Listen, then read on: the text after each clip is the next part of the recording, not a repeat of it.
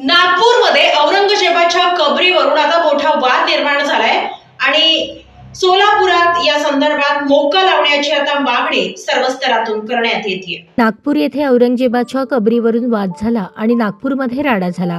अशा लोकांवर ठेचून मोक्का अंतर्गत कारवाई करण्यात यावी अशी मागणी शिवपुत्र छत्रपती संभाजी महाराज मध्यवर्ती महामंडळाच्या वतीने जिल्हाधिकारी यांच्याकडे निवेदनाद्वारे करण्यात आली आहे।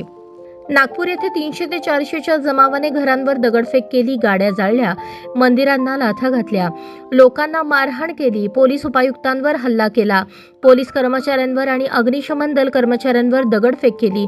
छत्रपती शिवाजी महाराज आणि छत्रपती संभाजी महाराज यांच्या महाराष्ट्रात औरंगजेबाच्या कबरीवरून असे कृत्य घडत असेल तर मुख्यमंत्री देवेंद्र फडणवीस यांनी महाराष्ट्रात राहून जर कोणी औरंगजेबाची बाजू घेऊन त्याचे गुणगान गात असेल आणि पोलिसांवर हल्ला होत असेल, त्यांच्या घरांवर हल्ले होत असतील, गाड्या जाळण्यात येत असतील तर मुक्का अंतर्गत कारवाई करावी, अन्यथा येणाऱ्या काळात शिवभक्तांना अशा लोकांविरोधात संपूर्ण महाराष्ट्रात रस्त्यावर उतरावे लागेल असे निवेदनात म्हटले आहे।